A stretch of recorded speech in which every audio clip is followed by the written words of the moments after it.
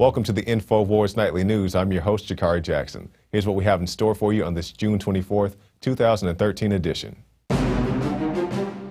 Tonight on the Infowars Nightly News.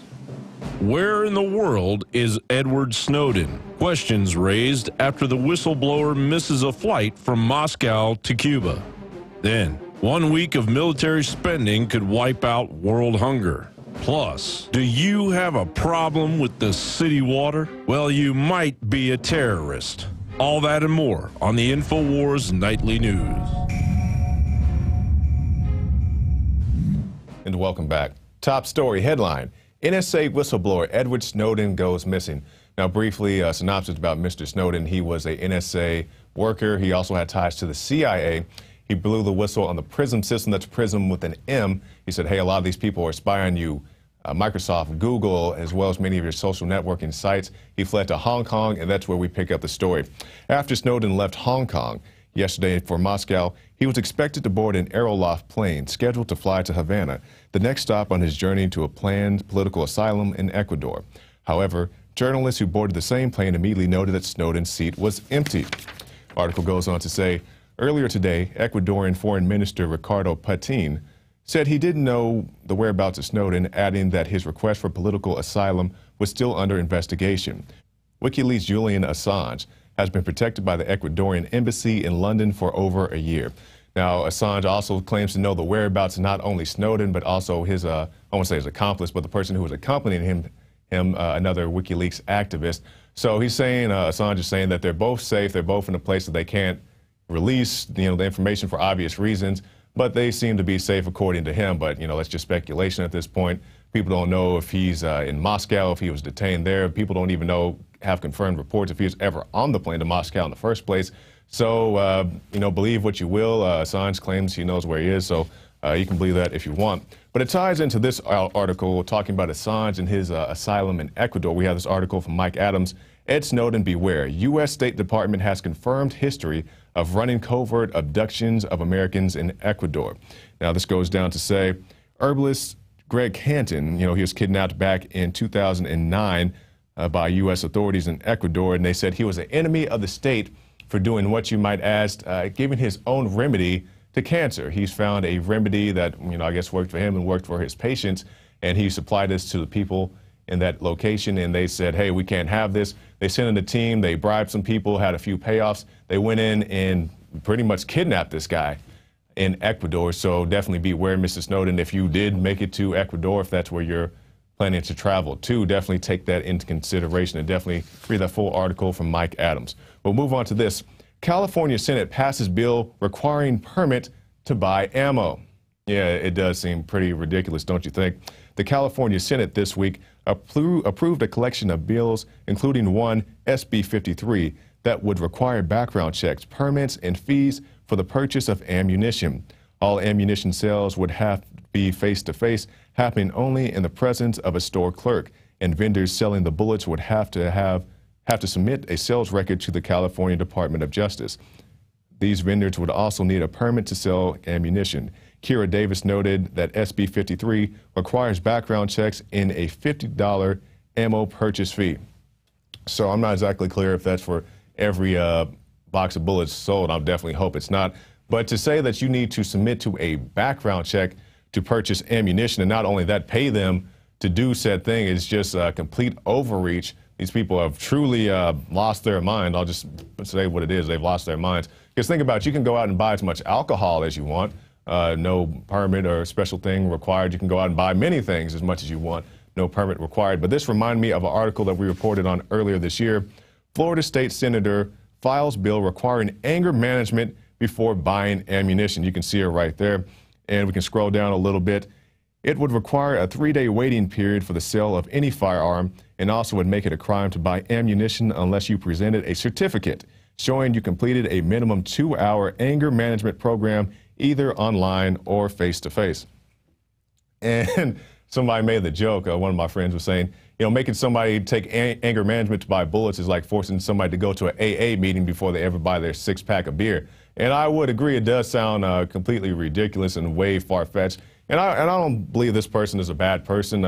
This Senator Aubrey Gibson, or Audrey Gibson, I should say, out of Florida. The last person out in California. These are, I'm sure, well-meaning, good people who want these things, just want something, have a knee-jerk reaction, and they just want to do something about these epidemics, these school shootings and so forth. But they go about it the wrong way, in my opinion. You know, find some other way to help people. Exactly what that would be, I don't know, but making people submit information that just gives the government more knowledge as to your whereabouts, your activities, what you're interested in, I don't think that's the right way to do it. Now we'll go on to this, talking about the way the world is viewing bullets and so forth. About 1 week of U.S. military spending would wipe out world hunger. Common sense just isn't so common. World hunger, an expense that has been calculated about 30 billion per year. That's billion with a B.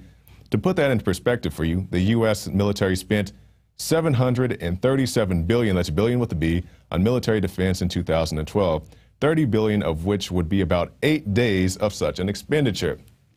But, you know, you may be sitting at home, you're saying, hey, it's not the U.S.'s job to feed the whole world. And I would agree with you. And Mr. Gucciardi, who wrote this article, he'd also agree with you as well. But think about this. It's not our job as the U.S. to be Team America World Police, to do nation building, to arm Syrian rebels who have pledged themselves to al-Qaeda. It's not our job to do that either.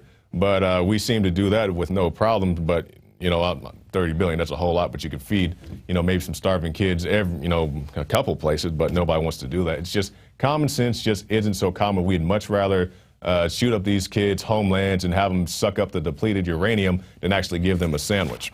We'll move on to this. Destruction of genetically engineered sugar beets in county brings in the FBI. The FBI is calling the destruction of 2 crops of genetically engineered sugar beets in Jackson County economic sabotage.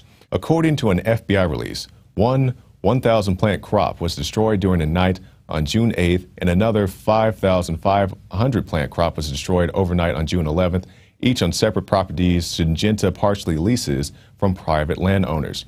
The crimes are considered economic sabotage and a violation of federal law involving damage to commercial agricultural enterprises. Steele, that's FBI agent Steele, said domestic terrorism charges are certainly an avenue that will be looked at. It depends on the particular facts of investigation that are uncovered between now and then. Now, I'm not a farmer, I'm not an agriculture specialist in any way, but to say that damaging crops is somehow an act of terrorism is a little far-fetched as far as I'm concerned. You know, they brought in 2 FBI agents, and instead of calling this, property damage or some type of vandalism, and, I definitely, feel for the farmers, that's your crop, that's how you eat and feed your family and so forth. But to call it a scene, a crime scene, is beyond belief. I just really can't fathom how they would do that. And it just goes on to make you think. People are speculating that this may be some type of, I can't believe I'm saying this, a GMO false flag.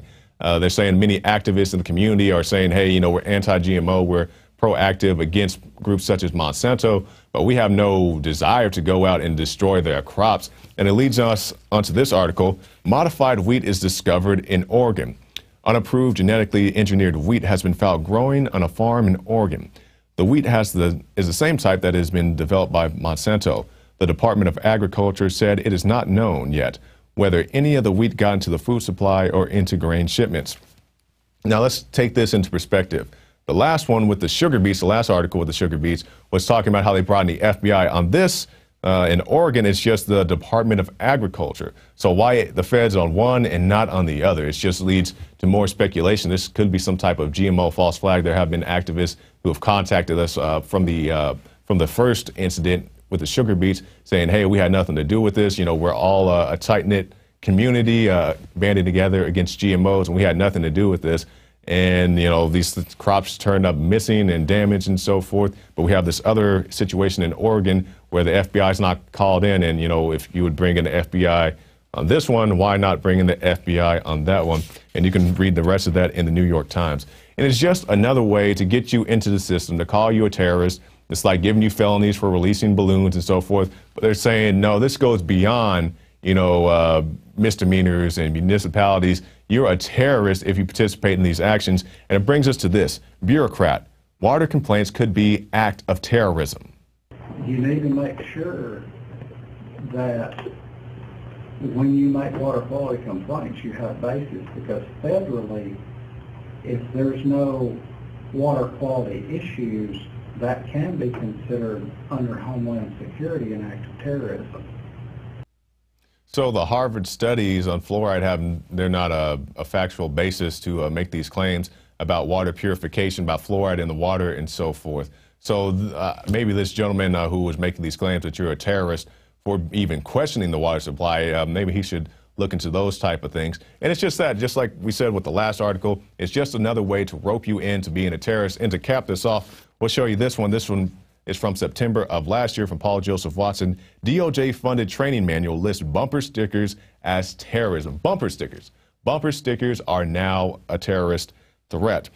The state and local anti-terrorism training funded by the Department of Justice lists political bumper stickers expressing opposition to the United Nations and the support for the Bill of Rights as indicators of terrorist activity. Now, if we can scroll down a little bit, I think it's right there. Let's just read some of these bumper stickers. Know your rights or lose them, and also get us out of the United Nations. Things such as that, and I think if we scroll down a little bit more, we can actually see some of these bumper stickers. Okay, yeah, let's take a look here. All right, call to arms, get us out of the United Nations. Oh, that sounds pretty wicked. What else they got down there? Okay, got a guy tagging. You shouldn't be tagging, but, you know, whatever. All right, and just more of the same. You know, if you don't like GMOs, if you like bumper stickers and you don't like being in the UN, if you say, hey, I don't want somebody from the UN to come and save me in a zombie invasion, which they really didn't do anyway. You know, in World War Z, if anybody had a chance to see that, I didn't really think too much of the film. But yeah, just say, I want to get out of the UN, and that's how it goes. And for our last story, we go to this out of Wired. Codefellas, this is a video about the weird people who spy on us. I'm sorry, I think you have the wrong number. Your name is Nicole Winters. You're 22 years old, single. Unless things escalate with the handsome young man who came by your apartment last night at 11:32 p.m. precisely. How did you get this number? Your favorite food is Kung Pao chicken. You were kicked out of Brown University. Brown? Are you calling about my student loans? Calm down, Ms. Winters. This is Henry Topple. You've been assigned to me. Congratulations. Oh, Special Agent Topple. I'm so sorry I didn't know it was you. And that's probably not too far from the truth. People who enjoy spying on each other in the office. Hey, Bill, you went out to the baseball game last night, and oh, Susie's cheating on her husband. You know, these are the type of the people that they like to recruit to spy on you and your family, people who get off on this type of information, and I definitely encourage you guys to go and watch that in its entirety. Let's go now to our quote of the day. This is from Stephen Colbert. If you're doing nothing wrong, you have nothing to hide from the giant surveillance apparatus the government's been hiding. That from comedian Stephen Colbert. And that's going to do it for the news portion of our segment tonight. So stay tuned. Right after this break, we'll be back with David Knight in his interview with Dr. William Pepper, the lawyer for Sirhan. But in the meantime, especially those of you who are watching this on YouTube, stop by prisonplanet.tv and get yourself a 15-day free trial. It funds our operation. You can get the Alex Jones Show, the nightly news, the special reports, and everything else right there on prisonplanet.tv. So stay tuned. We'll be right back with David Knight and Dr. William Pepper.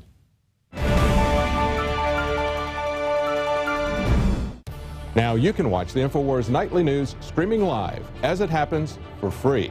Check it out at Infowars.com/show.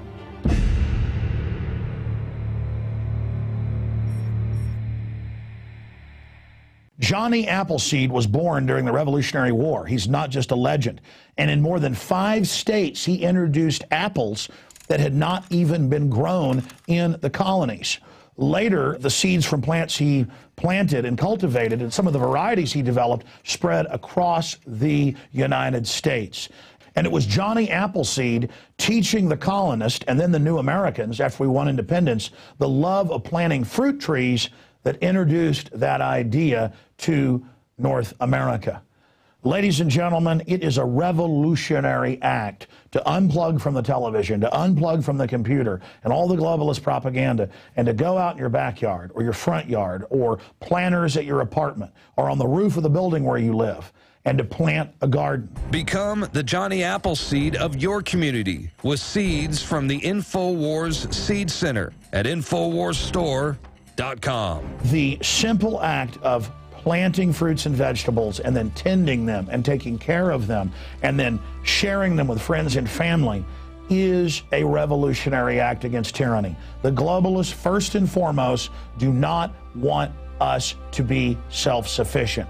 The crony anti-free market capitalist, the fascist, are using socialism and collectivism to shut down societies. Stalin in Poland and in Ukraine and other areas starved on record more than 10 million people over 5 years by not letting them grow their own crops and collectivizing them. Mao killed between 65 million and 80+ million people doing this same thing. The UN says they will use food as a weapon. They use genetic evil to attack the earth, and major GMO companies have been caught going into growth belts around the world, even where GMO is illegal, and planting seeds everywhere to infect the genetics of the original crops. Almost all of the thousands of varieties of Mexican corn has been infected. They are in a genetic war against everyone. That's why we have to get these seeds and not just plant them on our own gardens and not just give them as gifts to friends and family to plant spring and summer and fall gardens. I'm calling on you to go out into the green belts, to go out into the areas and plant secret gardens. No, not of marijuana, but of the hundreds and hundreds of incredible high-quality vegetables and herbs and fruit plants that are here. Lemons and oranges, the list goes on and on. They will grow, plum trees, grape trees, they will grow almost everywhere in the U.S. We can literally, not just buying these products from InfoWarsStore.com, but from wherever you get them.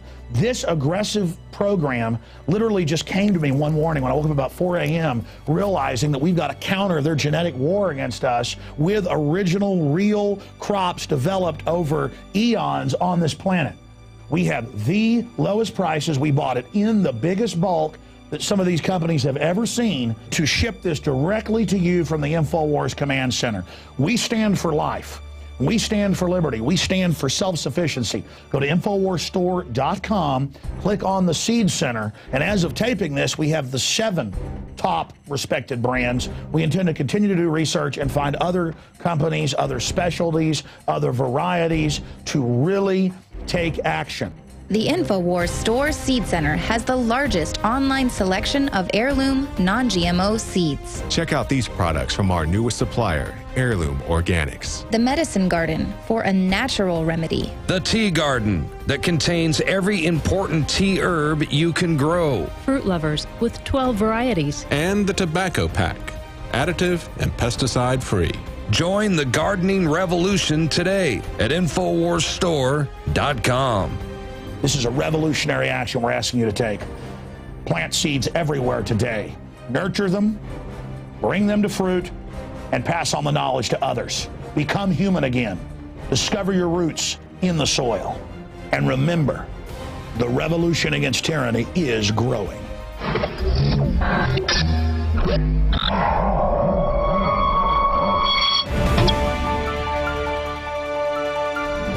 Well, our guest for tonight is Dr. William Pepper. Dr. Pepper has been involved in cases of the assassination of Martin Luther King as well as Robert Kennedy. As a matter of fact, he's trying to get a case for Sirhan reopened based on new evidence that's come to light in the last 10 years. Dr. Pepper is with us right now. Dr. Pepper, thank you for coming on and talking to us about these cases. Okay, it's good to be with you. It's always important to follow the story wherever it leads, and you followed this case for the Martin Luther King assassination for about 10 years before you had the retrial. It was actually a mock trial. Tell us what the conclusion was of that trial.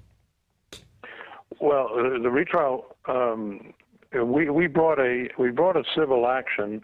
I brought a civil action on behalf of the King family against Lloyd Jowers and others who were involved in the assassination of Martin King. The trial was an actual trial, civil trial with a jury and a judge in Memphis, Tennessee. Went on for 30 days. Over 70 witnesses testified, and all of the evidence was laid out as to how Martin was killed and why he was killed. And so the King, it enabled the King family finally to have closure in terms of that situation. It took the jury 59 minutes after hearing testimony over 30 days. It took them 59 minutes to come back with a verdict finding Jowers and the defendants. And we had named unnamed members of federal, state, and local government who were involved as being responsible for the killing of Martin King, and with no responsibility for James Earl Ray. So it was a vindication for James a year after his death. He died in 1998. Tell us who they found were responsible. I'm sorry, who they found what? Who did they believe was responsible for the assassination of Dr. King? They believed that it was a wide-ranging conspiracy, and on the basis of the evidence that came up, that he was killed by a single shot fired by a sniper who was in the bushes behind the cafe called Jim's Grill, was owned by the principal defendant, Lloyd Jowers. Jowers had admitted that he played a role in the assassination of Martin King, and so there wasn't much question about that. There was a military team there, Alpha 184 team there, and they were backups. They did not kill Martin King. Martin was killed by a lone contract gunman who got off that shot. Now, if he had not been successful, the military unit was there to make sure that Martin was hit. They were not going to ever let him leave Memphis, because he was going to bring 500,000 people to Washington in this Poor People's March and campaign. They were not going to march. They were going to stay there and visit their congressmen and senators and press for a return for funding for social programs. So they weren't. The military knew they didn't have the forces to contain a mob of that size if it got out of hand, and they were likely to get out of hand because they were likely to be frustrated in their requests. Right. So they had to stop King. That was their logic, and they did. Well, now you're involved in actually trying to get the case of Sirhan reopened as well, and a lot of people believe that they've seen this on television reports. It's an open and shut case. Sirhan walks up to Robert Kennedy and shoots him, but that's not exactly what happened. Tell us what happened as far as your evidence goes. No, it's certainly not what happened. Right. Sirhan was set up to be a distraction. He was hypnoprogrammed, and we had Dan Brown from Harvard come down and spend 70 hours with him. He's a world-class expert on hypnoprogramming. That's a means of controlling behavior through the use of chemicals, drugs, as well as hypnotism, not just hypnotizing a person. Sirhan was, and that's very important for the public. That's very important for the public to understand, because most people don't realize that these programs go back to at least the mid-50s. Actually, earlier than that, it was after the result of these programs that Dr. Frank Olson died. He had already been involved in the mid-50s in a lot of mind control experiments and that sort of thing. So it goes back probably to the 40s at some point in time. Well, there was a lot of concern during the Cold War that the Soviets were getting involved with mind control and brainwashing, and there was shock at the degree of capability that the North Koreans, in conjunction with the Soviets, had and manifested during the Korean War. So it was something that a great deal of effort was put into, and they have developed it as basically as a science, the way I see it, frankly. And Sirhan was a victim of that. He was on cue. He had a handler. She was there, a woman in a polka dot dress, who attached herself to him and brought him into the pantry. When she gave him the pinch, that was the trigger, so to speak. That was the cue. He jumped down from the table and took a firing position some distance in front of the senator. He thought he was back at the firing range. That was what he was told to see, that he was back at the firing range, and he was just supposed to start shooting. What happened was it got off 2 shots in the front of the senator, and then his arm was pinned to the steam table by a number of people who jumped on him. So he had no control over his gun after the second shot. And he kept pulling the trigger robotically with his hand on the table, and the bullets went all over the pantry. Bob was killed by this distraction allowed him to be killed by a professional assassin who knelt down behind him and put 3 bullets two into his coat and body, and 1 just behind his right ear, which killed the brain, and a 4th bullet went through a shoulder pad. They were all powder burn range. They were very close and fired at an upward angle.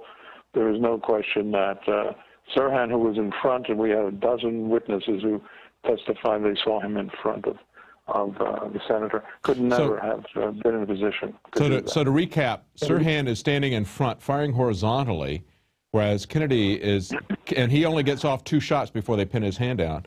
Yes, Kennedy is killed with 3 shots from the back and a 4th that passes through his jacket from the back at an upward angle. Now, how did they convict Sirhan with this evidence? What did they do to get a conviction? Well, basically, his lawyer threw the case. I mean, Grant Cooper was his lawyer. Cooper was himself under indictment, under a federal indictment.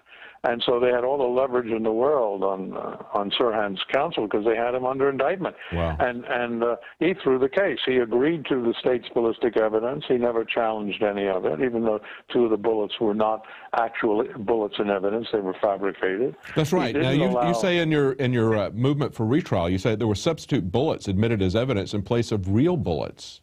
Tell us a little bit about that.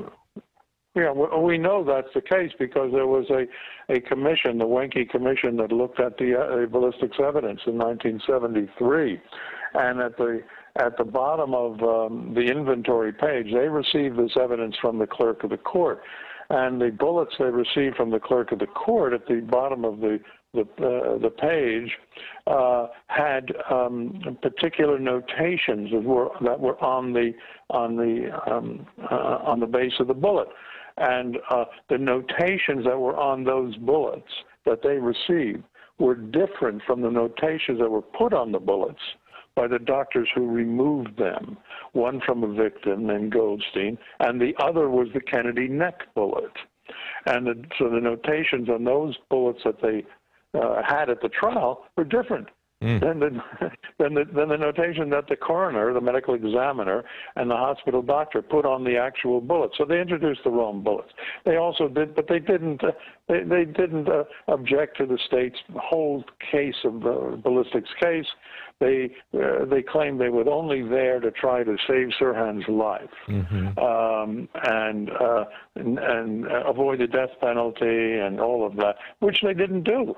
He was given the death penalty, found guilty and given the death penalty. And if it hadn't been found unconstitutional in California, he would have been executed, and that would have been the end of that story. Wow.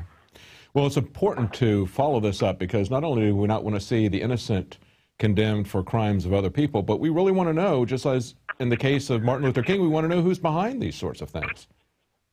Yeah.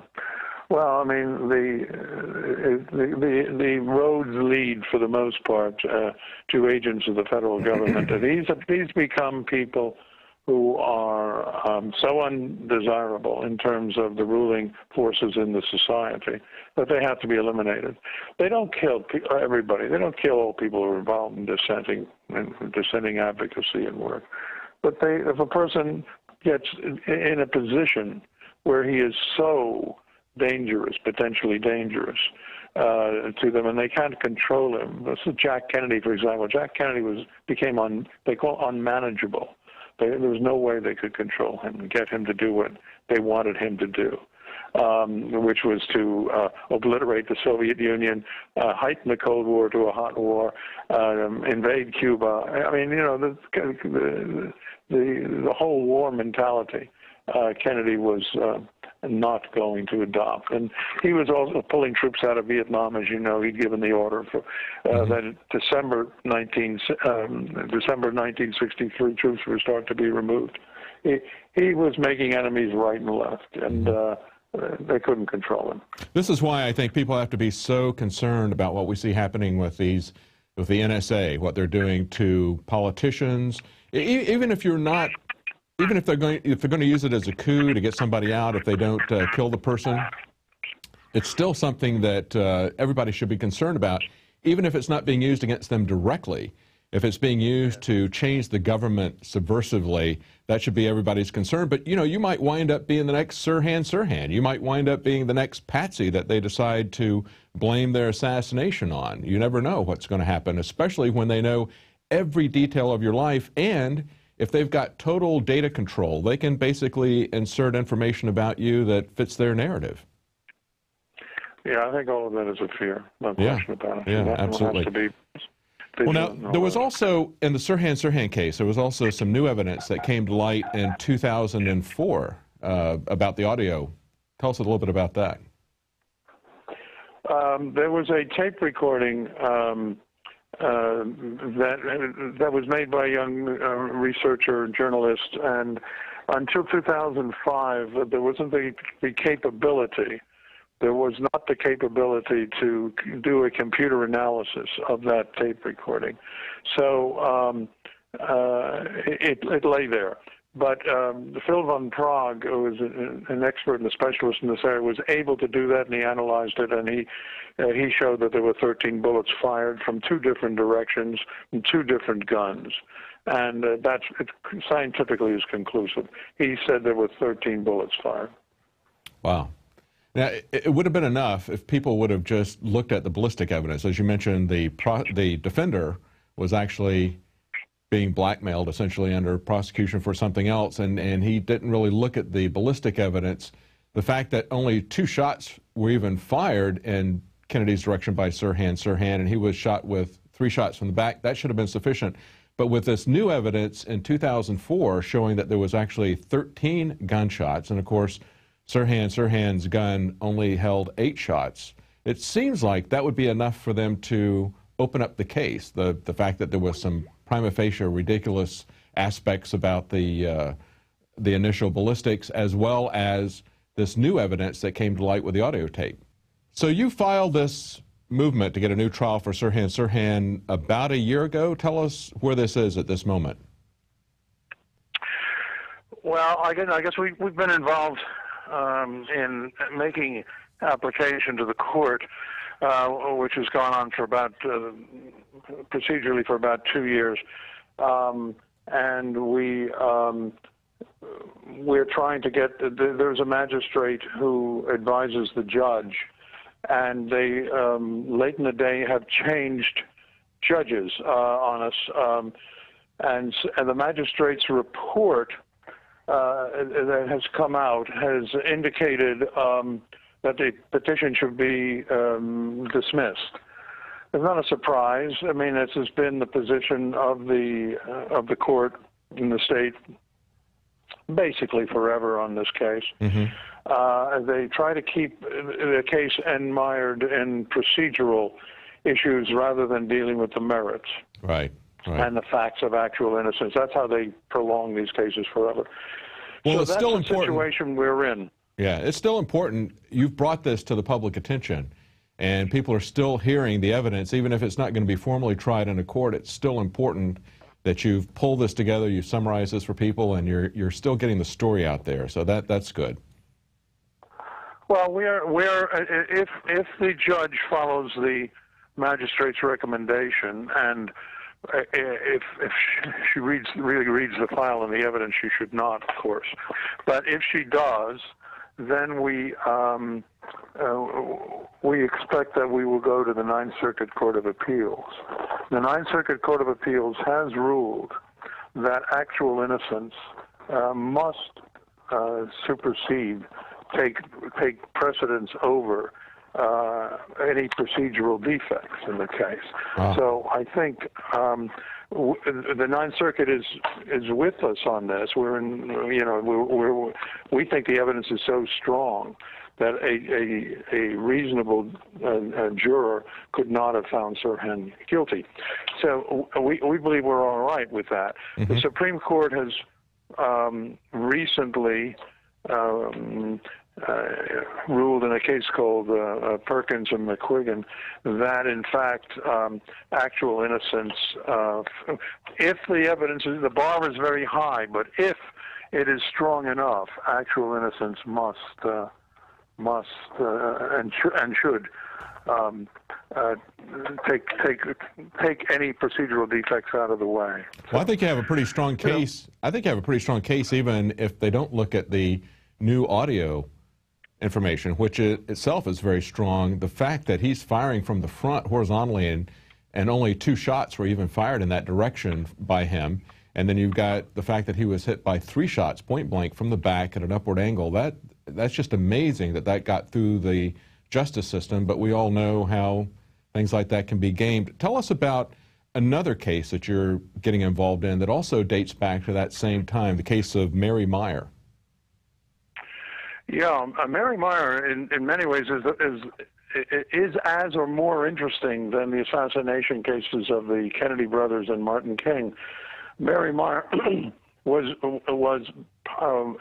the only woman Jack Kennedy ever loved. I think that's become now pretty clear. He was going to marry her after the second term. That's what he told Kenny O'Donnell, and others close to him knew how close Mary was. Mary would visited the White House 40 times in October of '63 before they killed him. She was a powerful influence over the president in the cause for peace, and probably the single most powerful, courageous woman that I've encountered during this whole troubled period of time. Mm-hmm. She was turning the president clearly in the path to peace, and making him what the military called unmanageable. When they killed Jack Kennedy, she waited until the Warren Commission report came out. She was devastated by the fact that, of course, it covered up what really happened, and she went to her ex-husband. She had been married to Cord Meyer, a deputy director of the CIA, and divorced him in '57 because she just couldn't it seemed, put up any longer with living that kind of life, so she left him. Peter Janney has written a book called Mary's Mosaic, and I have agreed to represent Peter as his counsel, and I'm working with him on a strategy to try to bring all of the evidence that he has uncovered and put in that book before a court and a jury. You might want to interview Peter. You might want to talk to him and get him on, talk to him separately, because he can go over all of these deals. He was close to Mary Meyer as a child. She was like a surrogate mother. He was close to that family. And his father, Wister Janney, was a CIA agent. He was a very senior CIA guy. And it's devastating for Peter to have learned that his father knew about the plot to kill Mary. Wow. In fact, was the first one to call Ben Bradley, the Washington Post, and tip Ben off. Ben Bradley was married to Mary's sister. So it's a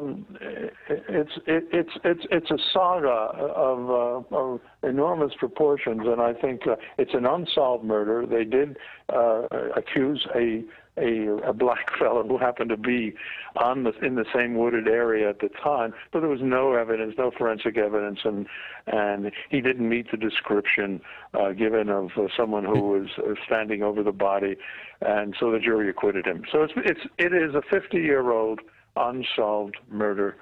Maybe the most famous unsolved murder in Washington D.C. history. Yeah, the description of the murder by eyewitnesses and the physical appearance of this black man had absolutely nothing to do with each other, right? Absolutely right. I mean, wasn't even close. It was a farce, but they tried. But however, we have identified. Peter has identified, and others who worked on this case identified an individual who was a CIA operative who was there on the scene, and it's an interesting legal challenge as to how to get this matter before a judge and jury, but that's what we're working on. Absolutely. Well, I certainly wish you luck on that, and we really appreciate, all of us appreciate, the work that you've done to try to discover the truth. You know, it sometimes takes a very long time for the truth to come out, but it eventually does. People have guilty consciences about what they've done. earlier times. Maybe they were intimidated at the time, as we're seeing with the flight TWA 800. We have 6 whistleblowers that have now come forward now that they've retired. Maybe they're not as concerned about their careers. Maybe they've had a long time to think about this, and they want the truth to come out. So we see that type of thing happening over and over again with the Oklahoma City bombing, with flight TWA 800, and with the Martin Luther King assassination. And it takes people like you who are willing to go against the grain, go against the conventional wisdom, and really have a lot of verbal rocks thrown at them for going up and pointing out that the Emperor's story doesn't really have any close to it.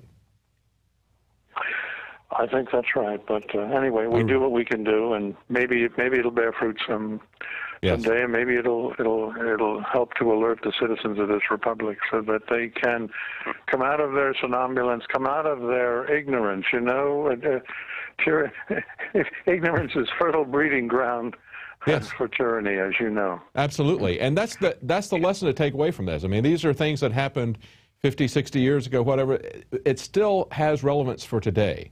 Because if we don't stop the corruption, and if we don't have transparency and openness and honesty in government, it's really kind of eating away at this country like a cancer. And we're seeing the fruits that were sown back in the 60s with these secret assassinations. We're seeing those fruits sown out today with open drone assassinations, and the Department of Homeland Security openly plotting to carry out operations on the American public, buying massive amounts of ammunition, holding massive drills in cities at an increasing frequency, and getting rid of the posse comitatus law. We see all of this stuff coming back as a threat to us because we never dealt with the assassinations and the criminal actions as they were happening back in the 60s.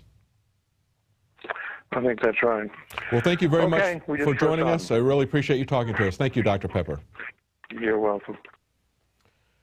Well, when we tolerate corruption, it only gets worse. And when we tolerate and allow the assassinations that happened in the 60s, when we allow them to cover that up, when we allow them to destroy evidence, as Dr. Pepper has pointed out in the Robert Kennedy case, they only get emboldened to do it again and again.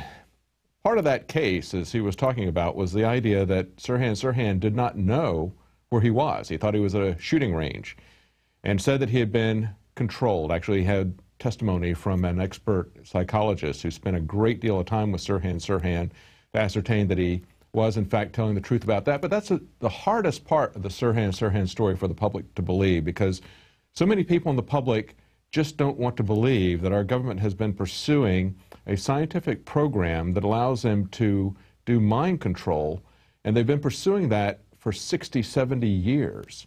We have a documentary that Infowars is going to be carrying exclusively at InfowarsStore.com. You can pre-book that now. We're going to have a 90-day window where it is exclusively sold by Infowars. It's going to ship in about a month, and if you're one of the first people to order this while supplies last, you will also get a copy of The American Dream, and it'll show how not just minds are being controlled by the government, but our money supply is. The American Dream is an animated cartoon that lays out in a very quick and animated fashion how the Federal Reserve controls the money supply and how they put this all together. So it's a great way for people to wake up. It's a great product, and it goes along with the State of Mind for a limited time. When you pre-book this, you'll get a free copy of American Dream. Well, that's it for tonight's news. We'll be back tomorrow at 7 Central, 8 p.m. Eastern.